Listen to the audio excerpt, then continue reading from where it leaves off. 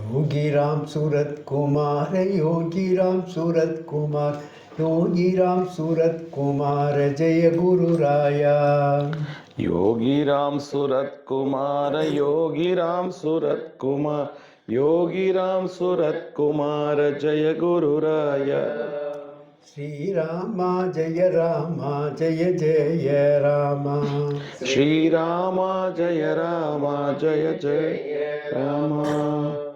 அன்பார்ந்த புண்ணியாத்மாக்களே, இன்றைக்கி இந்த பேட்டிக்கு வந்திருக்கிற குருஜி பகவதத்தன்னான் திரு சுப்பிரமணியம் அவர்கள் ஸ்ரீ ஸ்ரீ கிருஷ்ணபிரம மகராஜினுடைய சீடர். இன்றைக்கி எல்லா இடங்கள்லையும் பாகவத தர்மத்தை பற்றி இன்றைக்கி கர்நாடகா அதே போல் எல்லா இடங்கள்லையும் அவர் பண்ணிக்கிட்டு இருக்கார், பிரவச்சனம் பண்ணுறாரு. பஜன்ஸ் 5 நாளாக காஞ்சனங்காடு ஆனந்தாசிரமத்தில் தினசரி காலையும் மாலையும் மாற்றி பண்ணிக்கிட்டு இருக்கார். நாளைக்கு ஈவினிங்கில் பண்ணுறார். அப்படிப்பட்ட ஒரு பாகவதோத்மான். இப்படிப்பட்ட ஆட்களை நம்ம சந்திக்கிறதே பெரிய புண்ணியம்.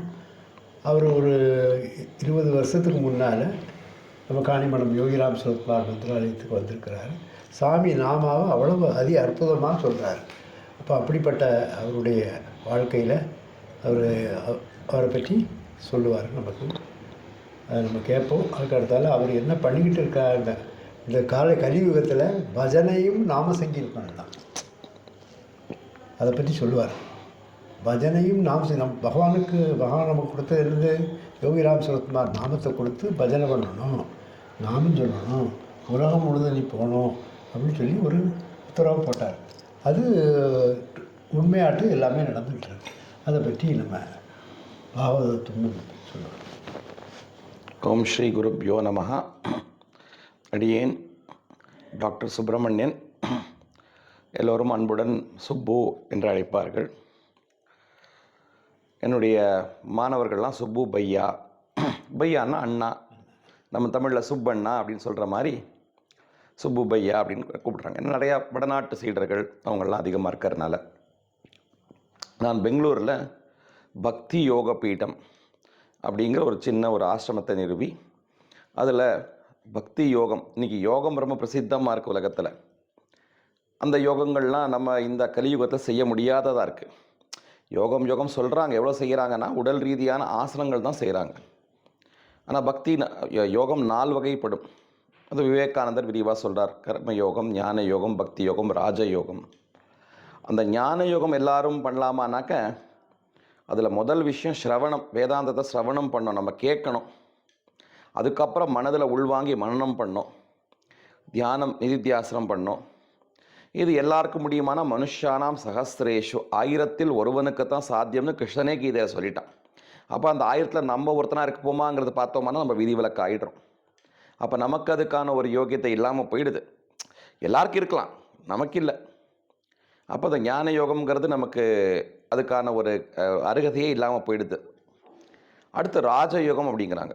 அது மனதை ஒருமுகப்படுத்தி, மனதை அடக்கி, உடலால் ஆசனம் பண்ணி, மூச்சால் பிராணாயாமம் பண்ணி, தாரணா தியானம் அந்த மாதிரியான விஷயங்களில் போய் தியானத்தில் உச்சக்கட்டத்தில் போய் சமாதிக்கு போகுது. இதுவும் எல்லாருக்கும் சாமானியமாக சாத்தியமாக பார்த்தா அகெயின் ஒரு 1000ல் 1-2 பேருக்கு தான் சாத்தியமாக இருக்குது. யோகம்னு அதை முதல்ல சொன்ன மாதிரி ஆசனங்கள் பண்ணி நீ குழந்தைகள் ரொம்ப அழகாக பண்ணாங்க. அந்த மாதிரி ஏதோ உடல் ரீதியாக ஆசனம் பண்ணலாமே தவிர அந்த ஆசனத்திலேருந்து தியானத்துக்கு போய் சமாதிக்கு போகிறது எவ்வளோ சுலபமாக இருக்குன்னா ரொம்ப கஷ்டம்.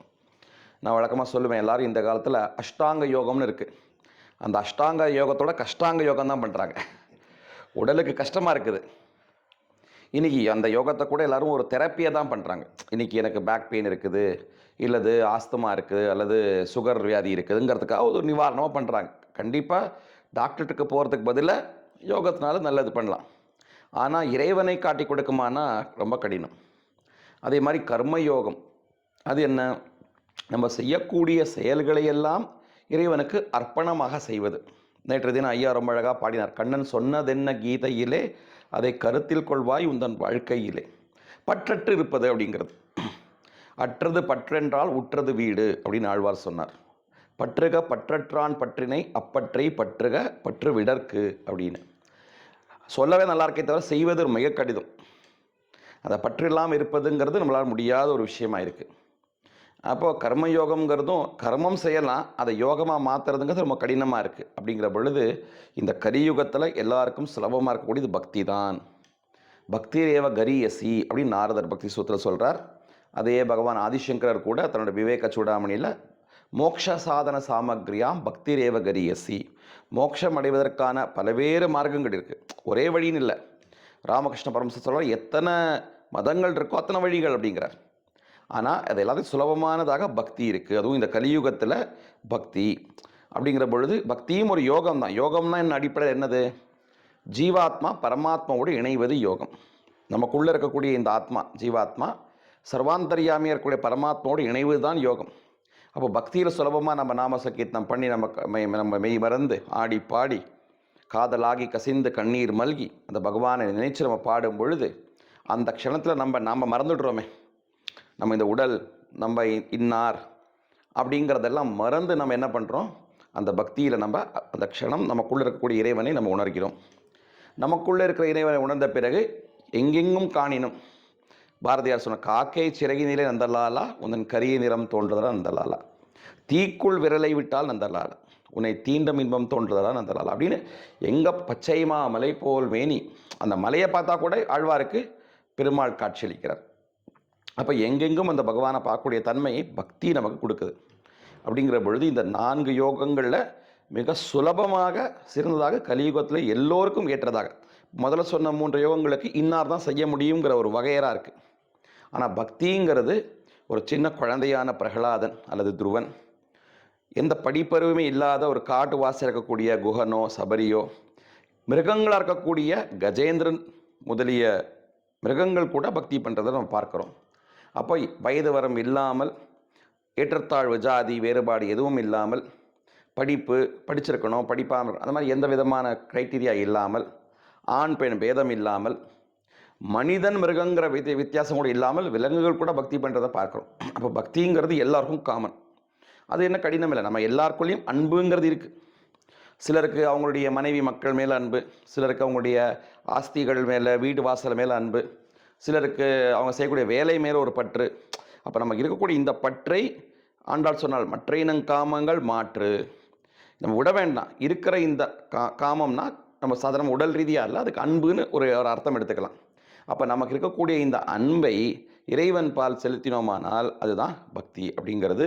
அதுக்கான ஒரு வழிமுறையாக நாம சங்கீர்த்தனம் இருப்பதனால இந்த பக்தி யோகம் சுலபமாக இருக்கிறதுனால என்னுடைய குருநாதர் ஸ்ரீ அண்ணாவினுடைய ஒரு ஆசையின் பேரில், அதுபோல் என்னுடைய குருமார்கள் ராமகிருஷ்ண மடத்தில் எனக்கு தீட்சை கொடுத்த ஆத்மஸ்தானஞ்சி மகாராஜ் அவர்கள், அதே மாதிரி வேதாந்தம் கற்றுக் கொடுத்த பூஜ்ய சுவாமி தயானந்த் சரஸ்வதி அவர்கள், யோக குருவான ஸ்ரீ டாக்டர் HR நாகேந்திரஜி அவர்கள், அடியனுடைய ஆச்சாரியன் ஸ்ரீ அண்ணாவினுடைய புதல்வரான டாக்டர் ரெங்கன்ஜி அவர்கள், இந்த எல்லா குருமார்களுடைய ஆசீர்வாதத்தினால பெங்களூரில் ஜிகினிங்கிற இடத்துல இந்த பக்தி யோக பீடம் அப்படிங்கிறது நிறுவி இது மூலமாக பக்தி சேவை அங்கே வரக்கூடியவங்களுக்கெல்லாம் நாம சங்கீர்த்தனம் பாகவதம் ராமாயணம் முதலிய நம்முடைய நாரத பக்தி சூத்திரம் இதெல்லாம் படிக்கக்கூடிய ஒரு சந்தர்ப்பம், அதே மாதிரி அவங்க ஜபம் பண்ணுறதுக்கான ஒரு வாய்ப்பு, அது அங்கே வந்தவங்களும் செய்யலாம். அதே மாதிரி நாங்கள் எங்கே அழைப்பு இருக்கோ அங்கெல்லாம் போய் இந்த நாம சங்கீர்த்தனத்தை பக்தி யோகத்தை நான் சில சமயம் யோகா ஆசனம் செய்யும்போது கூட அதை நாம ஜபத்தோடு பண்ணுவோம். நம்ம சினிமா யோகாசனம் பண்ணும்போது இல்லை சூரிய நமஸ்காரம் பண்ணும்போது 1 2 3 4 பண்ணுவாங்க. அதுக்கு பதிலாக நம்ம அதை விட்டலா ஹரி விட்டலா அல்லது ஓம் நம சிவாய ஓம் நம சிவாய அப்படின்னு அந்த இறைவனுடைய நாமத்தோடு சேர்ந்து பண்ணும் பொழுது இந்த அஷ்டாங்க யோகம் கஷ்டாங்க யோகம் ஆகாமல் இஷ்டாங்க யோகம் ஆகிடுது. அதனால் இது யோக முறையில் இதை பண்ணிகிட்ருக்குறோம். அது போக நான் பல்வேறு சில சேவைகள் இருக்கிறேன். இந்த இந்தியன் யோகா அசோசியேஷன் அப்படின்னு இப்போ யோகத்தில் பல்வேறு யோகா சம்பிரதாயங்கள் இருக்குது. கிருஷ்ணமாச்சாரிய யோகம் அவருடைய ஒரு பரம்பரை இருக்குது. BKS ஐயங்கார் அப்படின்னு ரொம்ப பிரசித்தமான யோகா குரு. இப்போ நவீன காலத்தில் ராம்தேவ் பாபா, அதே மாதிரி அடியனுடைய யோக குரு டாக்டர் HR நாகேந்திரான்னு கன்னியாகுமரியில் இருக்கக்கூடிய விவேகானந்த கேந்திரத்திலேருந்து ஏக்நாத் ஜிரானடேன்னு உங்களுக்கு தெரியும், அவர் கன்னியாகுமரி கேந்திரம் ஸ்தாபித்தவர். அவருடைய சீல்ரான் டாக்டர் நாகேந்திரா, அவர் நாசா விஞ்ஞானியாக இருந்தவர். அவர் தான் நம்முடைய பாரத பிரதான மந்திரியான நரேந்திர மோடிக்கு யோகா குரு. அவர் தான் அடியனுடைய யோகா குரு. ஸோ அங்கே முதல்ல விவேகானந்தர் பேரில் விவேகானந்த யோகா விஸ்வவித்யாலயா, விவேகானந்த யோகா யூனிவர்சிட்டி பெங்களூரில் நிறுவனம் பண்ண டாக்டர் HR நாகேந்திரா ஒரு யோக விஞ்ஞானி. அதே மாதிரி ஸ்ரீ ரவிசங்கர் குருஜி, இந்த மாதிரி ஜக்கி வாசு சத்குரு, இந்த மாதிரி இவங்க எல்லா யோகா இயக்கங்கள் என்ன இருக்கோ அது எல்லாம் ஒன்றா சேருது. அவங்கவுங்க தனித்தனி நடத்துகிறாங்க. இது எல்லாம் சேர்ந்ததான இந்தியன் யோகா அசோசியேஷன் இருக்குது. இப்போ டாக்டர்கள், மெடிக்கல் டாக்டர் இருக்காங்க, அவங்கவுங்க தனித்தனியாக மெடிக்கல் ப்ராக்டிஸ் பண்ணுறாங்க. எல்லாரும் சேர்ந்து ஐஎம்ஏ மெடிக்கல் அசோசியேஷன் இருக்குது. நீங்கள் லாயர், அந்த லாயர்களுக்கான ஒரு பார் கவுன்சில்னு இருக்கும். அந்த மாதிரி எல்லா யோகிகளுக்கான ஒரு கூட்டமைப்பாக இந்தியன் யோகா அசோசியேஷன் இருக்குது. அதனுடைய செக்ரட்டரியாக நான் இருக்கிறேன். அந்த மாதிரி இன்னும் அநேக விஷயங்களில் ஈடுபட்டுருக்கிறேன். நம்மளால் முடிஞ்ச ஒரு சேவை குருநாதருடைய அருளால், அவன் அருளாலே அவன் தாள் வணங்கி நம்மளால் முடிஞ்ச சில சமூக பணிகளை செஞ்சுட்டு வந்துட்டுருக்கோம். ரொம்ப நன்றி. உங்களை சந்தித்தது, உங்களுடைய பஜனையெல்லாம் பார்த்தோம். வெரி குட் வைப்ரேஷன், எல்லாம் மெய் சிலிக்க வச்சது. தபலாக்கட்டை எடுத்து அடித்து பசங்கள்லாம் நல்லா ஆடுவாங்க. நீங்கள் பார்க்க இதில் நல்லா ஆடுவாங்க. சுவாமி எது சொன்னா அந்த ஆரவாரம் வேண்டாம், ஆமாம், நீயே பண்ணுவோம் அப்படின்னாரு. நான் நல்லா தந்தார் பண்ணிக்கிட்டேன். இன்னொரு சந்தர்ப்பம் கண்டிப்பாக நம்மலாம் சேர்ந்து நல்லா சேர்ந்து ஆடுவோமே பேரானந்தத்துடனே அப்படின்னு அந்த ஆனந்தத்தோடு நம்ம எல்லாரும் ஆடி பாடி கொண்டாடி குருநாதருடைய மகிமையை நம்ம கண்டிப்பாக பண்ணோம். ரொம்ப சந்தோஷம். உங்களை சந்தித்தது கூட நான் உங்களை நிறையா கேள்விப்பட்டிருக்கிறேன். உங்கள் பேர் எனக்கு தெரியும், ஆனால் உங்களை நேரில் பார்க்கறது இப்போ தான். காணிமடம் வந்திருக்கேன் நான் வந்து மேபி காலேஜ் படிச்சுட்டு இருந்த காலத்தில் விவேகானந்த கேந்திரா கன்னியாகுமரி வந்த பொழுது எனக்கு அப்போவே யோகி ராம் சரத்குமார் பற்றி ரொம்ப நல்லா தெரியும். நான் வந்து ஒரு 10th படிக்கும்போது நான் அவரை தரிசனம் பண்ணியிருக்கிறேன். அண்ணா சொல்லி தான் ரொம்ப தெரியும் அவரை பற்றி. இப்போ நான் வந்து ஸ்ரீ அண்ணா அவரை முதல்ல நேரில் பார்த்தபோது, மதுரையில் பார்த்தபோது, அன்றைய தினம் அவரே யோகி ராம சரத்குமாராகவே காட்சி கொடுத்தார். இன்னைக்கு கூட சொன்னேன், நான் காலையில் பிரவச்சனம் சொன்னேன். எனக்கு வந்து நான் ஒரு ஆச்சாரமான ஒரு பாரம்பரியத்தில் வரக்கூடியதாக இருந்தனால யோகிராம் சரத்குமார் தமிழ்நாட்டில் அன்றைக்கி இதில் ரொம்ப பிரசித்தம். பாலகுமாரன்லாம் எழுதி நிறைய அவரை பற்றி தெரியும். ஆனால் வந்து எனக்கு இருந்த ஒரு சிறு அறிவில் வந்து அவர் வந்து இப்படி அப்படின்னு நானாக நம்ம ஒரு கல்பனை வச்சுருப்போம் இல்லையா. மகான்களை புரிஞ்சுக்கிறது அவ்வளோ சுலபம் இல்லை. அவர் அதுக்காகவே அப்படி ஒரு மாயை கல்பிச்சிட்டு இருப்பாங்க. ஏதோ சொல்லுவாங்க அவர் வந்து சிகரெட் வச்சுருப்பார் அப்படிம்பாங்க. அப்புறம் யாரோ சொன்னாங்க அவர் குளிக்கவே மாட்டார்டா அப்படிம்பாங்க. அதனால் இது மாதிரிலாம் வச்சு ஐயோ குளிக்க மாட்டார்னா அவர் என்ன யோகியாக இருப்பார் அப்படின்னு நமக்கு ஒரு அஜ்ஞானம். இப்படியெல்லாம் நான் வந்து நினச்சிட்டு இருக்கும் பொழுது ரொம்ப ஆச்சாரசீலனான, ரொம்ப ஒரு அனுஷ்டானத்தில் இருக்கக்கூடிய, அப்படி இருக்கக்கூடிய மகானான ஸ்ரீ அண்ணா, கிருஷ்ண பிரேமி அண்ணா, அவரை பார்க்கும்போது அவரே வந்து அந்த யோகிராமருடைய பக்தர்கள் வீட்டில் போயிருந்தார் அன்றைக்கி மதுரையில். அங்கே அவங்க அழிச்ச ஷால்லாம் எடுத்து தலையில் அப்படி தலைப்பா மாதிரி கட்டினார். அது வழக்கமாக உஞ்சவர்த்தியில் கூட அவர் கட்டுவார் அந்த மாதிரி. அப்புறம் இன்னொரு ஷாலில் அவர் போட்டிருக்கிற மாதிரி ஆல்மோஸ்ட் பச்சைக்கல்ல தான் நினைக்கிறேன். அதை அப்படி போட்டுட்டு அந்த மாலையெல்லாம் அப்படி அதில் போட்டு அப்படி கையில் அப்படி கையை காட்டினார். உடனே அவர் கையில் அந்த பக்தர்கள் விசிறி அதெல்லாம் கொடுத்தாங்க. விட்டு அந்த சங்கீதத்தில் அப்படி ஆடி பாடி இருந்தது பார்த்தானாக்கா அப்படியே பிரத்யட்சமாக அந்த யோகிராம் சரத்குமாராகவே இருக்கார். எனக்கு வந்து என்ன இது இவ்வளோ ஆச்சாரமான ஒரு குருநாதர் வந்து ஏன் அவரை மாதிரி இருக்கணும் அப்படின்னு அன்றைக்கி நான் ஒரு 15-16 வயசு அப்போ நமக்கு அப்படி தோணித்து. அதுக்கப்புறம் நான் அண்ணாவை கேட்டேன், நீங்கள் அன்றைக்கி யோகிராம் மாதிரி இருந்தீங்க. ஆமாம்ப்பா, நான் வேறு அவர் வேறு இல்லை அப்படின்ட்டு. அந்த அத்வைத பாவனை, நான் வேறு அவர் வேறு இல்லை அப்படிங்கிறது நிறையா பக்தர்கள்ட்ட கேள்விப்பட்டிருக்கேன். அவங்க யோகிராம் சரத்குமாரை பார்க்க போன போது அவரே வந்து அவர்களை பரனூருக்கு போக சொல்லி வழி அனுப்பி வச்சதாக. அது மாதிரி அந்த மகான்களுக்குள்ளே இப்போ நம்ம ஹரியும் ஹரனும் ஒன்று அப்படிங்கிறோம். சிவன் வேற விஷ்ணு வேறன்னு 2 மூர்த்தியாக இருந்தாலும் அவங்கள ஹரிஹரனும் ஒன்றா இருக்கக்கூடிய மூர்த்தி அப்படிங்கிறோம். அந்த மாதிரி தான் இந்த மகான்கள் எல்லாம் வேறு காரணங்களால் வேறு உடல் தரித்து இருந்தாலும் இது உடல், ஆனால் ஒரு உயிராக அவங்களாம் இருந்திருக்காங்க அப்படிங்கிறத எனக்கு அந்த நேரம் உணர்ந்து அதுக்கப்புறம் பெருமதிப்பு எனக்கு யோகிராம் சரத்குமார் அவர்கள் மேலே. அதனால் நான் திருவண்ணாமலைக்கு அடுத்து ஒரு தடவை நான் அவர் போன அன்னைக்கு மோஸ்ட்லி சிவராத்திரி அந்த சமயத்தில் தான் அவர் சமாதியானார் இல்லையா. 2001 சிவராத்திரி தான் நினைக்கிறேன். அன்றைக்கி சிவராத்திரியே அன்றைக்கி தெரியாது எனக்கு அவர் வந்து போயிருக்கார். நான் காலேஜ் படிக்கிறேன் அப்போது. அன்றைக்கி நான் காலேஜில் முடிச்சுட்டு காலேஜ் சில சமயம் அந்த பிடி பீரியடு இருக்கும், அதெல்லாம் விளையாட மாட்டேன், தியானம் பண்ணிகிட்டு இருப்பேன் அங்கே உட்காந்துட்டு. நேரம் நான் இன்ஜினியரிங் காலேஜ் அப்போ நான் உட்காந்து தியானம் பண்ணிட்டு இருக்கிறேன். அப்போ தியானம் பண்ணும்போது வழக்கமாக நான் வந்து அண்ணா கொடுத்த நாமத்தை தான் சொல்லி ராமகிருஷ்ண மட்டத்தில் நான் மந்திர தீட்சை வாங்கியிருந்தேன். அதை வந்து ஜபிச்சு நான் வந்து ஒரு உபாசனை பண்ணிகிட்ருக்கேன். அப்படி தான் பண்ணுவேன். அன்றைக்கி திடீர்னு எனக்கு ஒரு யோகிராம் சரத்குமாருடைய உருவம் தோணித்து. ரொம்ப ஆச்சரியம் எனக்கு. நான் அவரை பற்றி நான் நினைக்கிறதே இல்லையே. ஏதோ அதுக்கு முன்னாடி ரொம்பவே நெகட்டிவான ஒப்பீனியன் இருந்தது, அதை அண்ணா மாற்றினார். ஆனாலும் அவரை பற்றி நான் ரொம்ப அடிக்கடி பார்க்குறதோ அந்த மாதிரி பக்தன் கிடையாது. இன்றைக்கி ஏன் அவர் திடீர்னு தோணினார்னு எனக்கு ஒரு ஆச்சரியம். வீட்டுக்கு வந்த பிறகு தான் அன்றைக்கி நியூஸ் கிடச்சிது, யோகிராம் சரத்குமார் காலமாயிட்டார், மகாசமாதி அடைந்தார் திருவண்ணாமலையில் அப்படிங்கிறது தெரிஞ்சு. ஸோ அது ஒரு ரொம்ப ஒரு த்ரில்லிங்கான ஒரு எக்ஸ்பீரியன்ஸு. அதுக்கப்புறம் நான் ஒரு தடவை பரனூர்லேருந்து திருப்பதிக்கு பாத யாத்திரையாக போனேன். பரனூரில் கிருஷ்ண ஜென்மாஷ்டமி உற்சவம் 10 நாள் பிரம்மோற்சவம் நடக்கும். அப்போது சில பக்தர்கள்லாம் வந்தவங்கலாம் திருப்பதிக்கு பாத யாத்திரையாக போகிறோம்னு சொல்லிட்டு இருந்தாங்க. அப்புறம் இன்ஜினியரிங் காலேஜ் கரெக்டாக முடிச்சிருந்தேன். என்னுடைய நெருங்கிய நண்பர் கோபால், கொச்சின் கோபால்னு ஒரு பாகவதர் அண்ணாவுடைய சீடர். எங்கள் 2 பேருக்கும் தோணிச்சு, இந்த மாதிரி நம்ம பாத யாத்திரை போனால் என்ன அப்படின்னு. அதனால் அண்ணாட்ட சொன்னால் விடுவார், என்னங்கெல்லாம் சின்ன பசங்க குழந்த மாதிரி பாவிப்பார், நடந்தெல்லாம் போகக்கூடாதுன்னு சொல்லுவார் நினச்சி நாங்கள் தயங்கிக்கிட்டு இருந்தோம். தயங்கிக்கிட்டு அவர்கிட்ட போய் சொன்னோம், இந்த மாதிரி இதுக்கு திருப்பதி போகலான்ட்டு இருக்கிறோம். பாத யாத்திரைன்னு சொல்லலை, திருப்பதி போகலான்ட்டு இருக்கோம். நல்லது, நல்லா போயிட்டு வாங்கோ அப்படின்னு அவர் அனுப்பிச்சி விட்டார். நாங்கள் பரனூர்லேருந்து திருக்கோவிலூர் வழியாக கிளம்பி அன்றைக்கி சாயந்தரத்துக்குள்ளே திருவண்ணாமலை வந்தோம்.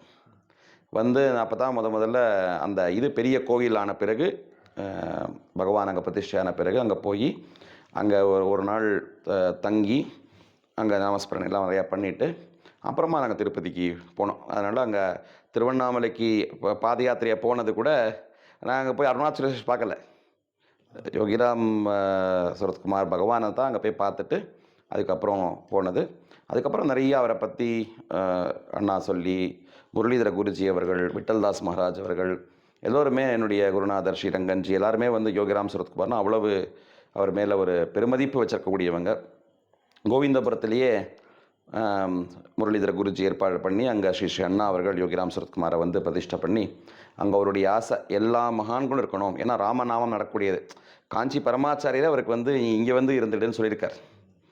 ஆனால் அவர் இல்லை, நான் அருணாச்சலத்தில் இருக்கேன்னு சொன்னதுனால அவருடைய விருப்பத்தை ஏற்படுத்துறதுக்காக அங்கே திருவண்ணாமலையே இங்கே ஒரு ஆவாகனம் பண்ணி அதில் யோகிராம் சரத்குமார் பகவானையும் ஆவாகனம் பண்ணி அங்கே பண்ணியிருக்கார். அதே மாதிரி அண்ணாவுக்கு ஒரு ஆசை, அங்கே இப்போ யோகிராம் சரத்குமார் போதேந்திர சரஸ்வதியோட அதிஷ்டானம் இருக்குது, அதுக்கு பக்கத்துலேயே சதா ராமநாமம் சொல்லிட்டு இருந்த ராமனாவே அதை தியானம் பண்ணிகிட்டு இருந்த யோகிராம் சரத்குமார் பகவானுடைய சன்னதி இருக்குது. திருக்கோவிலூர் ஞானானந்த சுவாமிகளோட சன்னதி ஏற்பட்டிருக்கு. சைத்தன்ய மகாபிரபு அவருடைய ஆசிரமம் ஏற்பட்டிருக்கு, முரளிதர குருஜி ஸ்தாபிச்சிருக்கார். அந்த மாதிரி விட்டல்தாஸ் மகாராஜ் ஸ்தாபிச்சதால் எல்லா பாண்டுரங்க பக்தர்கள் எல்லாருமே அதில் ஆவாகனமாயிருக்காங்க. அதே மாதிரி மகாபெரிவருக்கு ஒரு தப்போவனம் அங்கே இருக்குது. இவ்வளோ இருக்கிறதுனால ராமகிருஷ்ண பரமஹம்சருக்கு ஒரு ஆசிரமம் ஏற்படணும்னு அண்ணாக்கு ஒரு ஆசை. அதை எனக்கு சின்ன வயசுலேயே தெரிவித்து, ஏன்னா நான் அந்த ஒரு பாரம்பரியத்தில் நான் முதல்ல அண்ணாட்ட வரதுக்கு முன்னாடி ராமகிருஷ்ண மடத்தில் தீட்சை பெற்று இருந்தவனாக இருக்கிறனால அவர் எப்போதுமே அது ஒரு ஆச்சரியம். நான் போயிருக்கேன்னு தெரியாது, பிரவச்சனம் நடந்துகிட்ருக்கோம், நான் எதாச்சியாக போய் பின்னாடி உட்காந்துருப்பேன். நான் போய் உட்காண்ட அன்னைக்கெல்லாம் அண்ணா ராமகிருஷ்ண பரமஹம்சரை பற்றி பேசியிருப்பார். ஒரு 2 வார்த்தையாவது ஒரு உதாரணமாவது கொடுத்துருப்பார். விவேகானந்தர் உதாரணமாவது கொடுத்துருப்பார். அது அப்படி கோயின்சைட் ஆகும். அந்த மாதிரி இருக்கிறனால அங்கே கோவிந்தபுரத்தில் ஒரு ராமகிருஷ்ணனுடைய நினைவாக அங்கே ஒரு தியான மண்டபம் ஸ்தாபிக்கணும் அப்படின்னு அவருடைய ஒரு ஆசையை தெரிவித்து ஆசீர்வாதம் பண்ணினார். அது எப்போ நடக்குமோ அவருடைய அருளால் அது நடக்கக்கூடிய ஒரு கைங்கரியமாக வருங்காலத்தில் அதுவும் இருக்கும். கோவிந்தபுரத்தில் யோகிராம் இருக்கிற மாதிரி, ஞானானந்தர் இருக்கிற மாதிரி, அதே மாதிரி ராமகிருஷ்ணர் கூட இருக்கக்கூடிய ஒரு கைங்கரியம் எனக்கு கொடுத்துருக்கார். நான் இன்னும் அதற்கான முயற்சி இப்போதைக்கு அங்கே போய் வருடம் அங்கே ஒரு ராமகிருஷ்ண ஜெயந்தி மட்டும் அங்கே ஒரு செலிப்ரேட் பண்ணிட்டு வரோம். அது வருங்காலத்தில் அங்கே ஒரு ராமகிருஷ்ணனுடைய ஒரு மந்திராலயம், எப்படி யோகிராம் மந்திராலயம் ஆயிருக்கோ அந்த மாதிரி ஏற்படணும்னு ஒரு பிரார்த்தனை இருக்குது. காணிமடம் மந்திராலயத்துக்கு வந்த ஃபீல் உங்களுக்கு எப்படி இருந்துச்சு சார்? அருமையாக இருந்தது, நல்லா இருந்தது. அன்றைக்கி இன்ஃபேக்ட் யாருமே இல்லை, நான் உண்டு பகவான் உண்டு தான் இருந்தேன். நான் நீ போன அன்றைக்கி யாருமே இல்லை, ரொம்ப ஒரு ஏகாந்தமாக இருந்தது. அதனால் நான் அங்கே ஒரு ஊஞ்சல் கூட ஞாபகம் எனக்கு ஒரு ஊஞ்சலில் இருந்தார். இந்த மாதிரி ஒரு உற்சவமூர்த்தி இருக்குன்னு நினைக்கிறேன் அங்கே. நான் அப்போ நிறைய ஊஞ்சல் பாட்டெல்லாம் பாடி அவருக்கு யோகிராம் சரத்குமாருக்கு அதெல்லாம் பாடி நான் அங்கே யாரோ ஒருத்தர் அங்கே அந்த மெயின்டைன் பண்ணுறவங்க மாதிரி இருந்தாங்க எனக்கு. நீங்கள் ஐயா இல்லை இப்போது பாத பூஜை பண்ணியிருப்பாங்க. அந்த மாதிரி அது நல்லா இருந்தது.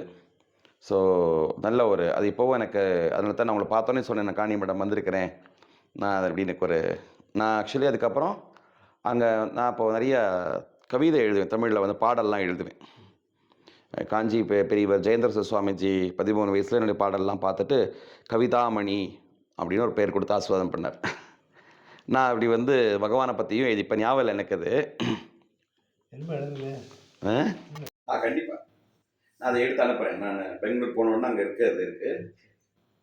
அது இது மாதிரி தான் இருக்குது மோஸ்ட்லி. அண்ணாம் அண்ணாமலை அழைத்த ரத்தினமே என்னை ஆட்கொண்டருள்வாய் இக்கணமே அப்படின்னு. என்ன அருணாச்சலம் அங்கே தானே அவர் இருக்கார். அண்ணாமலை அழைத்த ரத்தினமே என்னை ஆட்கொண்டருள்வாய் இக்கணமே அப்படின்னு. அது ஒரே பாடல்ல சேஷாத்ரி சுவாமிகள், ரமண மகரிஷி, யோகிராம் சுரத்குமார் அவங்க 3 பேரும் அந்த திருவண்ணாமலை இருக்கக்கூடிய 3 மகான்களை பற்றி நான் அதை பாடியிருந்தேன். அது மாதிரி ஒரு நல்ல அனுபவங்களை. ரொம்ப சந்தோஷம் நீங்கள் நம்மளை சந்திச்சது. நீங்கள் அதனால் சுவாமிக்கு ஜெயந்தி விழா வரும். 5 நாள் பெரிய திருவிழா. அந்த 5 நாளும் வந்து நீங்கள் பஜன், நாம சங்கீர்த்தனம், கண்டிப்பாக பிரவச்சனம், பக்த சரித்திரம் எல்லாம். அதோட என்ன பாக்கியம். இது வந்து அவருடைய குருஸ்தலம். அவர் தான் நம்ம இருக்கிற இடம் ஆடாதாரை ஆட வைப்பார், கூடாதாரை கூட வைப்பார். அதனால இங்கே வந்து உங்களை சந்திக்கக்கூடிய ஒரு வாய்ப்பு ஒரு கிடைச்சிருக்கு. அது அவர் கொடுத்த கட்டளையாக எடுத்து அவருடைய சேவையாக கண்டிப்பாக. நாங்கள் பண்ண பஜனையை நீங்கள் ஃபுல்லாக இருந்து கேட்டீங்க. கண்டிப்பாக என்ன ஃபீல் பண்ணீங்க? அதுதான் உண்மையான பக்தி அங்கே தெரிஞ்சு. உண்மையான பக்தி. உண்மையிலேயே நான் வந்து என்னை கட்டுப்படுத்திக்கிட்டேன். இல்லை நான் ரொம்ப அங்கே நானும் ரொம்ப ஆடிடுவேன். நான் வந்து இந்த ஆசிரமத்துடைய விதிமுறைகள் அதெல்லாம் இருக்கிறதுனால எங்கள் சுவாமிஜி வேறு உட்காந்துருந்தார். சுவாமிஜி இல்லைன்னா நான் இன்னும் கொஞ்சம் இன்னும் மேலே போயிருப்பேன். அதனால நான் சுவாமிஜியில் இருந்தனால இந்த ஆசிரமத்துடைய ஒரு வரையறைகள் இருக்கிறதுனால அதை நான் வந்து ரொம்ப என்னையவே நான் கட்டுப்படுத்திக்கிட்டு இருந்தேன். உண்மையிலேயே ஒரு ஆத்மார்த்தமான பக்தி. அவ்வளவு நம்ம எப்படி பாடுறோம், தம்பி கூட சொன்னார் இந்த மாதிரி எங்களுக்கு அந்த பாஷையெல்லாம் தெரியாதுல்ல. பாவகிராகி ஜனார்தனகன்னு அண்ணா சொல்வார். நம்முடைய பாவம் தான் முக்கியம். நம்ம எப்படி பாடுறோம் என்னங்கிறது முக்கியம் இல்லை. அந்த பாட்டுடைய பொருள் அது மூலமாக நம்ம என்ன உணர்றோம். வார்த்தைகள் ஒரு ஜஸ்ட் ஒரு மீன்ஸ். ஆனால் அது சொல்லும் பொழுது நம்ம வந்து அந்த பிட்டலனை நம்ம நினைக்கிறோம், குருநாதரை நினைக்கிறோம், பகவானை நினைக்கிறோம் அப்படிங்கிறது முக்கியம். அதனால் அந்த பாவம் தான் ரொம்ப முக்கியம். நம்ம வந்து பாடும்போது சில வார்த்தைகள் சில சமயம் தப்பாக போகலாம், தாளம் தப்பாக போகலாம். விட்டல்தாஸ் மகாராஜ் ஜெயகிருஷ்ண சொல்லுவார். அவர் ஆரம்ப காலத்தில் பஜன் பாட ஆரம்பித்த பொழுது யாரோ கேட்டாங்க, ஹார்மோனியம் வச்சுட்டு, உங்களுக்கு எத்தனை ஸ்ருதினாங்களாம். அவர் ஸ்ருதினா யாருன்னு கேட்டாங்க. அதனால அந்த அளவுக்கு இருந்தது. இன்னைக்கு உலகம் புகழ்ற அளவுக்கு அவர் பாடிட்டு இருக்காரு. அப்படிதான் அடியேன். அப்படிதான் இந்த ஒரு தமிழ் பாட்டு இருக்கு. பாடறியேன் படிப்பறியேன் பள்ளிக்கூடம் ஞான அறியேன். பள்ளிக்கூடம் வேணா நிறைய படிச்சுக்கலாம். நான் இன்ஜினியரிங்லாம் படித்து அதுக்கப்புறம் யோகாவில் ரிசர்ச் எல்லாம் டாக்டரேட் எல்லாம் அதெல்லாம் இருக்கலாம். ஆனால் இந்த பக்தின்னு வரும்பொழுது அதில் உள்ள நாம சங்கீர்த்தனத்துக்கான ஏற்ற மாதிரி எனக்கும் இன்றைக்கும் நான் அதனால அந்த ஆரம்பம் நான் சொல்லிடுவேன்.